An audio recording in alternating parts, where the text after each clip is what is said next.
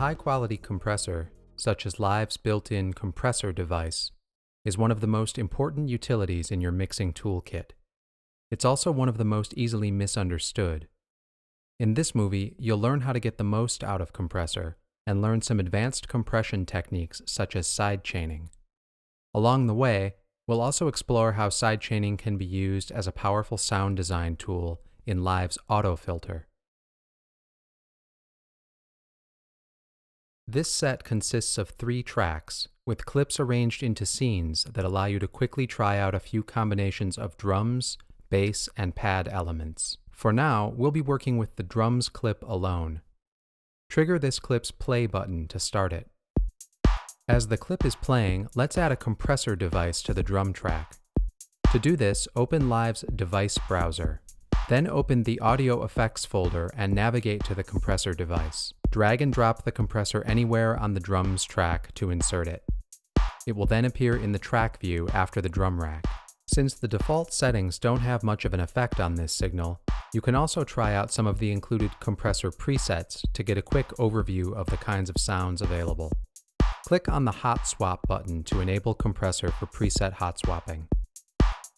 This will also unfold the compressor's presets in the device browser. You can now go down the list and double-click the presets to quickly replace the current settings. In technical terms, a compressor is part of a category of effects known as dynamic range processors. The dynamic range of a signal is the ratio between the loudest and quietest portions of the signal. A compressor's job is to reduce the dynamic range of a signal by lowering the volume of the loud portions. Here is a section of an uncompressed audio waveform with a large dynamic range.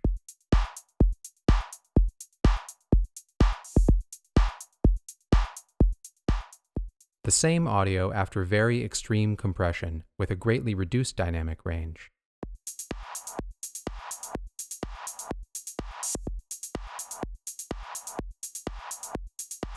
Think of a compressor as an automatic mixing assistant, whose only job is to turn down the volume when it exceeds a certain level. This level is known as the threshold. The amount of volume reduction is determined by the ratio, with higher ratios resulting in more volume reduction and thus less dynamic range. The speed at which a compressor begins working after a signal exceeds the threshold is determined by its attack time, while the release adjusts how quickly the level returns to normal after the signal drops below the threshold. Threshold, ratio, attack, and release are the most important parameters for shaping your signal's dynamic range, and they can be found on almost all types of compressors. Try experimenting with these and any other of compressor's controls before moving on. For a detailed overview of all of compressor's parameters, we recommend reading the section on compressor in the Live Audio Effect Reference chapter of the manual. Normally, a compressor lowers the level of a signal when its volume exceeds the threshold. In some cases, though, we might want to lower the volume of a signal when another signal's level exceeds the threshold. This technique is known as ducking and is accomplished by using sidechain compression. For example, when bass lines and kick drums have a lot of frequency overlap, the bass line can often drown out the kick drum's attack. But by using the kick drum's level to trigger a compressor on the bass line, we can cause the bass's level to duck to make room for the kick drum. To learn how to set this up, start by triggering the second scene, called Drums plus Bass.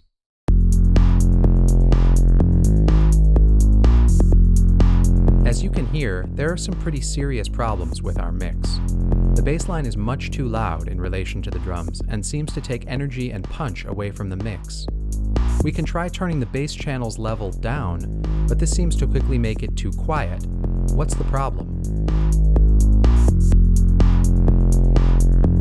To understand why we're having such a hard time mixing, let's take a look at the actual frequency content of our material by clicking on the title bar of the master track to select it.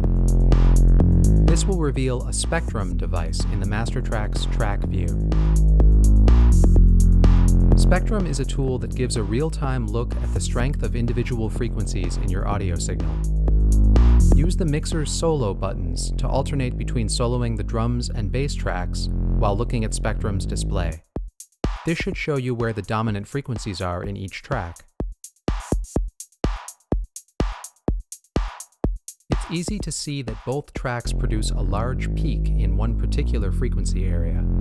If we mouse over this peak in Spectrum's display, its amplitude, frequency, and note name appear in a small box in the bottom left corner. Now we know where the problem is in our mix. The kick drum and bass line both have a large amount of energy, around 43 Hz, causing them to interfere with each other. But how can we fix it? You've already experimented, to little effect, with adjusting the volume of the bass track.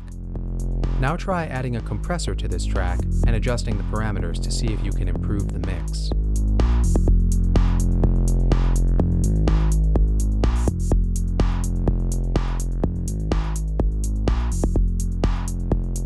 This isn't really working either. Because our bass line has a very consistent level and no real transients, there's not much for the compressor to do. It's really just functioning like an additional volume control. Sidechaining offers another solution. To show compressors' sidechain controls, click the toggle button in its title bar. Now click the sidechain button to enable external sidechaining. This enables the audio from routers in the compressor device, which allow us to select audio from another track as the trigger or key for compressor's threshold. We want the kick drum to function as our key, so select 1 drums in the top chooser and drum rack, kick, post mixer in the bottom chooser.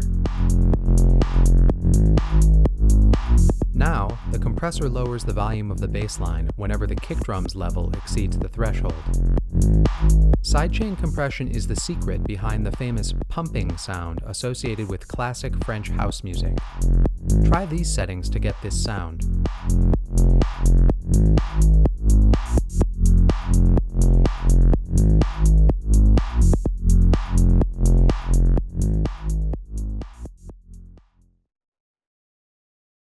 Although sidechaining is most commonly associated with compressors, Live also includes sidechaining options in the autofilter and gate effects. Let's examine how to use sidechaining in the autofilter to add rhythmic interest to a static pad sound. To start, trigger the drums plus bass plus pad scene.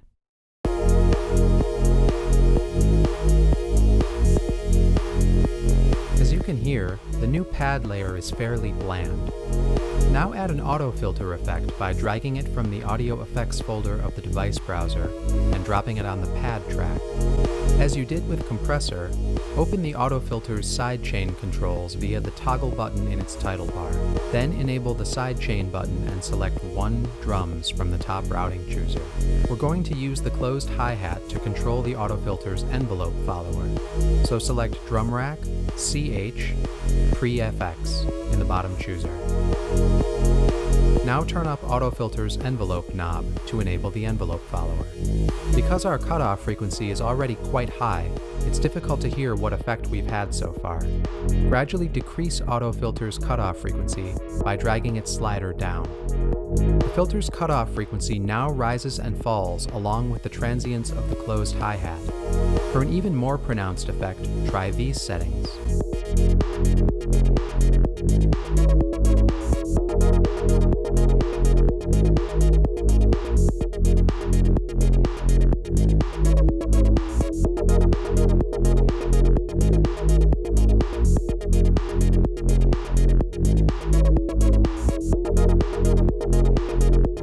You've now learned a bit about compression in theory and practice, and gotten a chance to build various sidechaining routings for both mixing and creative sound design applications. Here are some ideas for further experimentation and learning. Another common application for sidechain compression is to automatically duck the level of background music when a voiceover is present. In fact, the audio track for this movie was mixed in Live in exactly this way.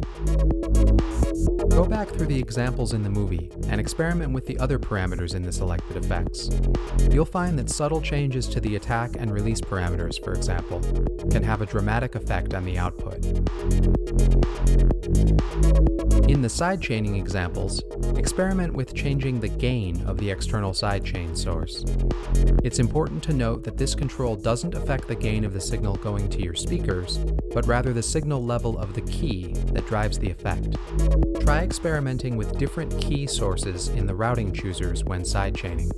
Switching from pre to post FX routing, for example, can make a big difference in how the sidechain behaves.